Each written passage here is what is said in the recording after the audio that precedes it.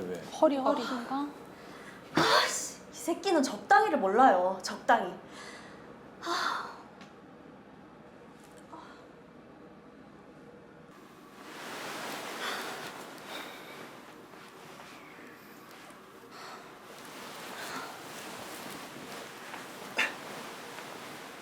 좋았어?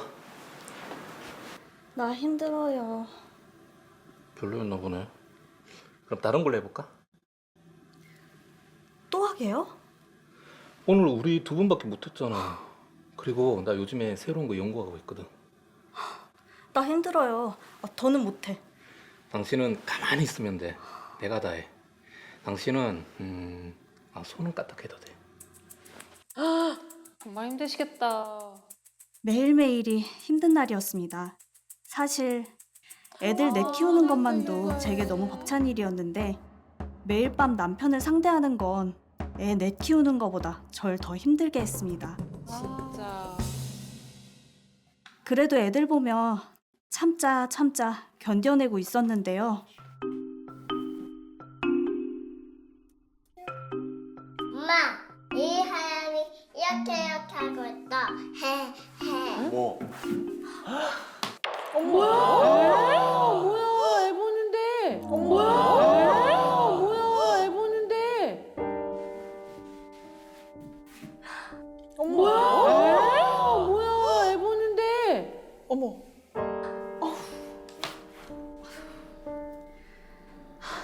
그날 받은 충격을 생각하면 와. 아동학대네요.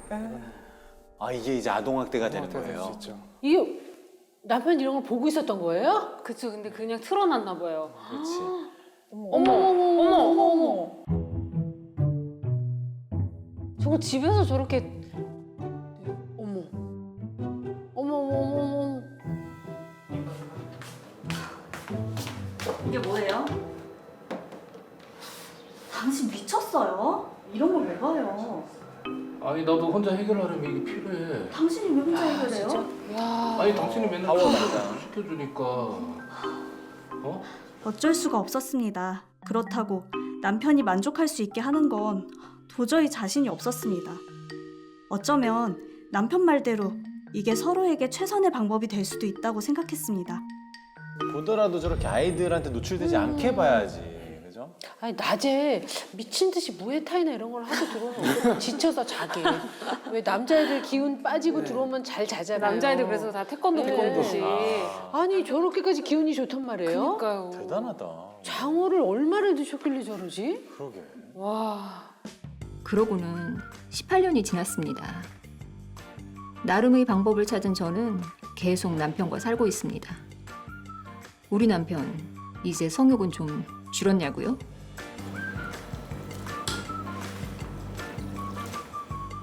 여보, 다 됐어? 잘했어요. 아유, 우리 이쁜이 라면 먹고 싶었어요.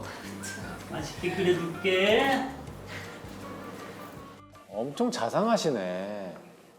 저게 미치는 거예요. 남들 눈에는 되게 어. 되게 좋아 보이고 어, 되게 되게 스윗해. 자중해 보이고 맞아. 되게 사랑이 많은 것 같은데 당사자는 미치는 거거든요. 먹어봐. 라면 먹고 싶었어? 맛있겠다.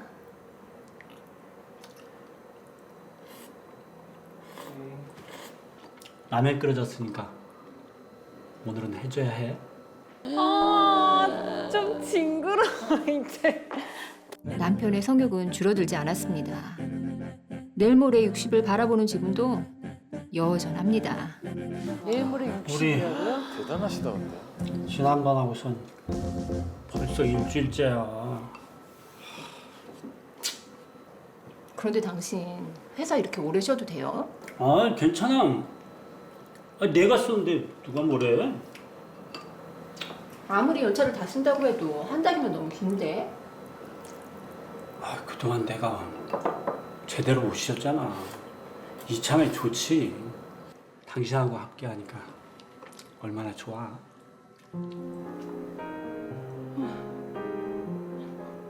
그런데 남편의 휴가는 진짜 휴가가 아니었습니다. 어? 뭐야? 숨기는 거 있는 것 같은데? 누가 봐도 뭐가 있는 것처럼 저렇게 행동을 한다고요? 저렇게 티나게. 저렇게 티나게 저래요? 저렇게? 저렇게? 어?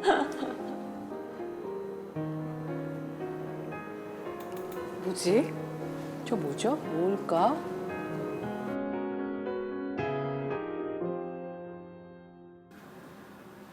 여보.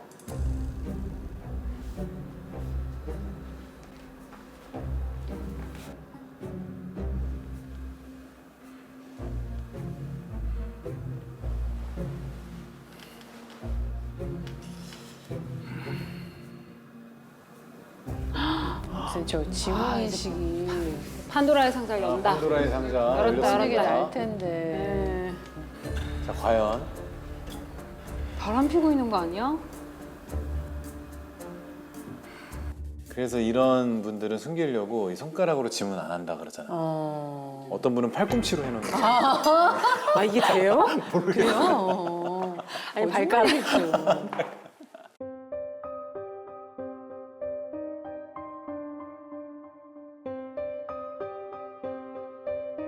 남편은 휴가가 아니라 징계를 먹고 정직을 당한 거였습니다. 징계? 여직원 몰카를 찍다 들켰다더군요. 네? 여직원 몰카요? 저거는 범죄잖아요. 이거 범죄잖아요. 이건 정직이 아니라 이거는 그죠? 이거 잘리는 잘려야지. 거 아니야? 아니, 잘리고 잡혀가야 되는 상황. 아니 무슨 몰카 전화해? 아, 지웠다는 사진은 그대로였습니다. 야동 사건 이후 나름 우리 부부는 타협점을 찾았다고 생각했는데 남편은 아니었나 봅니다. 중독자 남편은 알아보니 이번만 3번째라더군요. 이 사실을 우리 아이들이 알게 되면 전 어쩌죠? 이거 진짜 감옥 가야 되는 거 아니야? 남편이 너무 더럽습니다. 그동안 살아온 제 인생이 너무 바보 같습니다. 그러게. 전 어떻게 해야 할까요? 어머머머머 미쳐. 어머, 저기서 누워서 저걸 저기서 보고 저거 보고 있었어. 어떡해. 진짜 와. 왜 남편이 더럽다고 하는지 알 것 같아요. 알 것 같아요, 예. 진짜.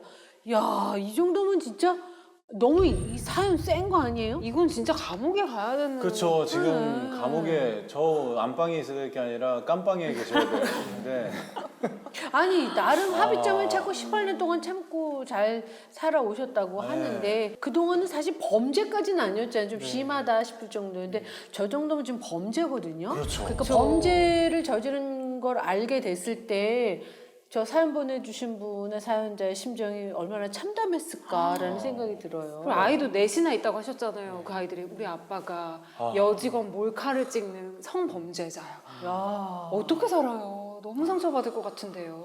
이거는 사실 뭐 문제를 수습할 일이 아니라 어떻게 좀 결정을 하셔야 될 것 같은데 남편의 성중독증이 처음엔 사연자분을 그다음에 그 자식을 그다음에 그 주변 사람들을 괴롭히고 있잖아요 지금 그쵸. 범죄까지 이어진 거니까 맞습니다. 아직 이혼을 결심 못하신 걸까요? 그렇죠. 물론 뭐 사연자분의 의지가 아직은 확고한 것 같지 않은데 이런 경우에 당연히 사연자분이 우리 아내분이 이혼 소송을 할 수 있는 상황이죠. 하실 수 있는 상황이시죠.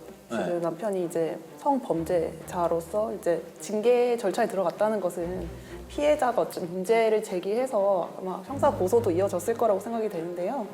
이제 고소 이후에 이제 형사 재판이 진행되는 자체가 유책 배우자에 해당될 수가 있다고 생각이 됩니다. 그리고 동시에 이게 또 부부간에 정조 의무가 있잖아요. 네. 정조 의무를 위반하는 행위의 범죄잖아요. 다른 아. 누굴 때렸다 이런 게 아니고 성범죄이기 때문에 당연히 이혼 사유가 될 수 있습니다. 근데 아까 이 성중독증 자체가 정신적 질환일 수 있다라고 네. 하셨잖아요. 네. 이거를 이제 내가 약간 정신적으로 문제가 있으니까 내가 병이 있다라는 식으로 남자가 네. 만약 이야기한다면 네. 어떻게 될까요? 그렇죠. 그것도 사실 근데 본인이 병을 인지를 했다면 치료를 받거나 아니면 뭐 그런 행동을 저지르지 않기 위해서 어떤 노력을 했어야 되는 건데 왜냐하면 사실 그런 뭐 중독 성향이 있거나 그런 뭐 욕구가 강하신 분들이 다 그렇게 범죄로 이어지는 건 전혀 아니거든요. 그렇죠. 범죄까지 나아간다는 거는 내가 이렇게 하는 게 크게 상관이 없다는 그런 법 무시 감정이 일부 포함이 된 거기 때문에 저는 정당화시킬 수 없다고 생각합니다. 근데 그 예를 들어 정신적 질환이라고 볼 수 있다 그러면 남편 이혼 소송 중에 내가 지금 그런 정신적 질환 때문에 치료를 계속 받겠다. 네. 난 이혼을 안 하겠다. 받아들일 수 없다. 그러면 어떻게 해야 돼? 소송으로 가야 되는 거예요? 그렇죠. 소송으로 가야 되는 거고 만약에 그렇게 했음에도 불구하고 아내 쪽에서는 더 이상 믿고 살 수 없다고 하면 사실 이혼이라는 거는 어쨌든 상대방이 귀책 사유로 하는 거잖아요. 네. 근데 그 귀책 사유는 과거에 발생한 일을 기준으로 하는 거고 앞으로 잘하겠다는 얘기는 사실 이혼 소송에서 할 얘기는 아닌 거죠. 그렇구나. 근데 지금 이 남편이란 사람이 가정법원보다는 지방법원에 먼저 가야 될 사람 같은데 만약에 이 범죄로 인해서 어떤 소송 중이에요. 네. 이런 경우에도 이혼 소송이 되는 그럼요. 걸까요? 중복으로 네. 가능해요. 실제로 수감 중인 분들은 이혼하시러 포승줄 차고 이렇게 오세요. 수의 입고 오시죠. 이 가정법원에 가정법원에 와요? 가정법원에 오세요. 아, 그런 경우도 있구나. 네. 배우자랑 같이? 네, 안 할 수는 없으니까. 그러니까 소장을 구치소로 보내게 되는 거죠. 네, 이혼 소장을. 그리고 이런 사례를 아내분께서 알게 돼서 너무 충격을 받아서 고민을 하다가 본인이 형사 고발 조치를 하면서 이혼하시는 분도 계세요. 성범죄를 저질렀습니다. 네. 이 사람이 이렇게. 아내가 고소를 하는 거군요. 고발을 하는 거죠. 네. 네, 이 사안대로 이혼을 진행할 수 있다면 아내는 뭐 위자료나 재산 분할에서 어느 정도 우위를 차지할 수 있을까요? 당연히 굉장히 유리하죠. 당연히 굉장히 유리할 수밖에 없고 위자료에 있어서는 통상적으로 받을 수 있는 뭐 일반적인 유책 사유보다는 훨씬 더 많이 받을 수 있다고 생각을 해요. 왜냐하면 아내가 받았을 그런 정신적 충격이라는 게 일반인들 상식선에서 이루어질 수 있는 수준은 아니잖아요. 굉장히 많이 받을 수 있고요. 다만 재산 분할은 귀책 사유랑 반드시 연동되는 것은 아니기 때문에 영향을 많이 미치지는 못할 수도 있습니다. 뭐 여러분 이제 사연 보셨잖아요. 여러분 상황 이러면 살 수 있을까요? 아니 뭐 그 성범죄를 일단 저질렀다는 것만으로도 바로 이혼해야 될 사유 같고 저 남편분은 꼭 다른 사람에게 더 이상 피해를 끼치지 않기 위해서라도 치료를 받으셔야 될 것 같아요. 병인 것 같습니다. 그러니까 제 생각에도 다른 게 문제가 아니라 저것 때문이라면 일단은 치료를 먼저 좀 맞아요. 해보는 게 어떨까. 왜냐면 되게 자상하고 되게 그러니까 어느 정도 심각하신지는 모르겠지만 치료를 한번 먼저 받아보시는 게 어떨까 싶은데 이미 범죄를 저지르셨기 때문에 네. 거기에 대한 응당 대가는 치르셔야 치러야죠. 되잖아요. 네. 근데 반대로 저쪽 남편 쪽에서 내가 성관계를 요구를 했는데 아내가 계속 거절을 했다 이런 식으로 이렇게 되면 오히려 사연자 아내가 이혼의 귀책 사유가 되어버릴 위험도 있지 않을까요? 저는 그렇게 생각하지 않고요. 사실 이 얘기가요. 부정행위를 저지른 배우자가 굉장히 많이 하는 얘기예요. 안 해줘서 했다. 예를 들어서 뭐 내가 원하는데도 불구하고 너무 나를 멀리해서 내가 외로워서 어쩔 수 없이 했다. 이런 변명을 굉장히 많이 하거든요. 사실 근데 통상적인 수준이라는 게 있는 거잖아요. 사회 통념이라는 게 있는 거고 판사도 결국엔 사람이기 때문에 이 정도 요구를 하는 거를 아내분께서 들어줘야 될 이유가 없다는 거는 그냥 쉽게 판단할 수 있다고 생각해요. 그럼 아무 이유 없이 그냥 거절하면 그것도 귀책 사유가 거절한 사람한테 갈 수도 있어요? 그건 그럴 수 있죠. 보통 네. 그렇게 주장을 그냥 나 너무 하기 싫어 안 해. 막 이런 식으로 계속 이유 없이 아무 이유 거절하는 없이 것도 성관계 거절을 너무 장기간 동안 하는 경우에는 당연히 귀책 사유.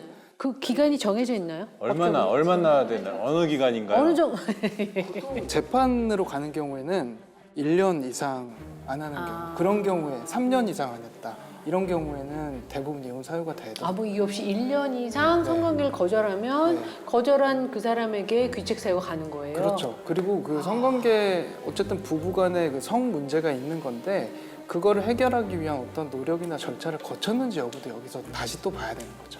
그러면 그 거절했다는 이유로 위자료를 또 지급해야 될 수도 줘야 될 수 있어요. 네. 뭐 나이대는 상관없어요. 이제 아무래도 나이가 들수록 성욕이 감퇴하니까. 당연히 관련이 있습니다. 어. 나이가 들수록 성욕이 뭐 감퇴를 하거나 아니면 예를 들어서 신혼부부인데 몇 달 동안 안 했다. 이건 좀 큰 문제가 될 수도 있는 네. 건데 맞아요. 그게 아니고 이미 아이도 있고 뭐 각자 뭐 떨어져 있는 뭐 시간도 있었고 했는데 뭐 일주일에 한 번씩 안 해줬다. 이런 걸로 이혼을 걸 수는 없는 거죠. 근데 기준이 뭐였어요?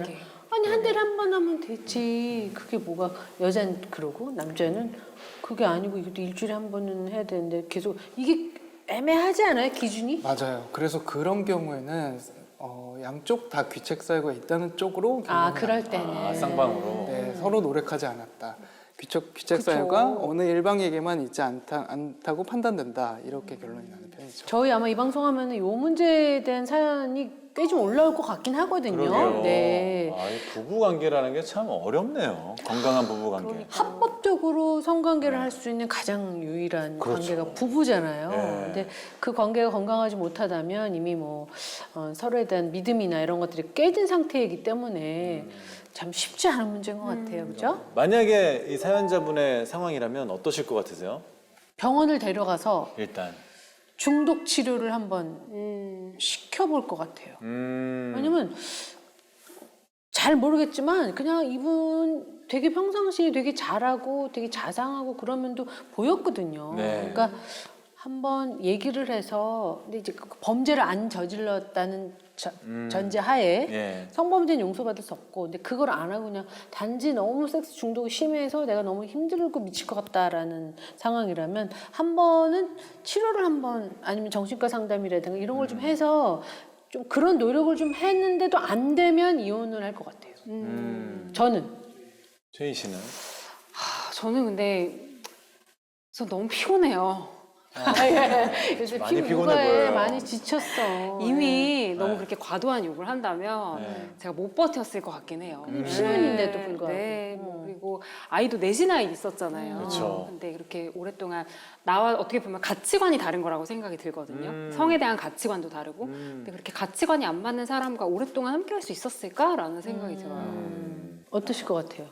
저는 일단 초반에 결혼을 아직 하지 않았지만 보면서 느낀 점은 참 배려심이 없다. 그 말씀이 맞아요. 제일 와닿았거든요. 그래서 연애할 때부터 배려심이 없었다고 하더라도 이제 아이가 생겼다면 그 육아 같은 부분에서 또 힘듦이 있다는 것부터 배려를 해주셨을 수도 있는데 본인이 앞서 나간 부분에 대해서는 좀 고민이 클 것 같습니다. 그래서 앞으로 계속 이것이 반복된다는 것을 걱정이 될 것 같아서 좀 초반부터 저는 고민했을 것 같아요. 그러니까. 만약에 남편이 아니라 아내가 저런 중독이다 그러면 어떠실 것 같아요? 다른 여자 만나야죠. 간단하시다. 노력 전혀 안 하고? 노력하죠. 일단 저도 제가 아내한테 받은 것들이 굉장히 많다고 생각하는데 이거 하나 때문에 정말 칼로 잘라내듯이 우리 헤어지자라고 못할 것 같고 일단 우리 노력해보자. 한번 대화를 시도해보고 어떤 치료를 위한 노력을 할 것 같아요. 제가 한 얘기잖아요. 같은 생각이라고요.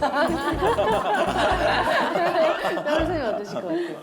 사실 생각해보면 굉장히 어려운 상황이긴 한데요. 쉽지는 않을 것 같아요, 저도. 일단 체력적으로 너무 힘들어서 그래요? 제가 버티기가 힘들지 않을까. 중독이라는 거는 말 그대로 맞아요. 중독 자체가 고치기가 어렵죠. 굉장히 어렵잖아요. 어려워요. 다시 재발하는 경우도 많고. 금단 현상도 있고. 아마 사연 보내신 우리 사연자가 굉장히 고민도 많으시고 힘드실 네. 것 같은데 현명한 결정을 하셨으면 좋겠고 원래 자연스러운 성관계는 건강한 삶을 영위하는 데 큰 도움이 된다고 알고 있거든요. 네. 근데 무엇보다 서로 사랑하는 사람과 관계를 맺는 거니까 따뜻한 특히 여자들은 감정이 올라와야 몸이 반응을 해요. 네. 남자랑 좀 신체 구조가 달라요. 그렇군요. 모르시는 것처럼 들었어요. 아니 그렇잖아요. 이런 정서적 맞아요. 안정 이게 여자들이 원하는 거는 막 그런 진한 것도 진한 거지만 가벼운 스킨십이라든가 따뜻한 위로라든가 말 한마디. 한번 머리 쓰 이런 걸 더해서 더 좀 심신이 그쵸. 좀 안정되지 않나요? 맞아요. 그러니까 좀 내밀하게 사랑을 주고받아야 하는 일로 돌이킬 수 없을 만큼 큰 상처를 받은 우리 사연자분이 얼마나 힘드실지 네. 저희는 뭐 상상할 수 없지만 제가 위로를 좀 해드리고 싶어요. 맞습니다. 네. 더 즐겁게 더 라이브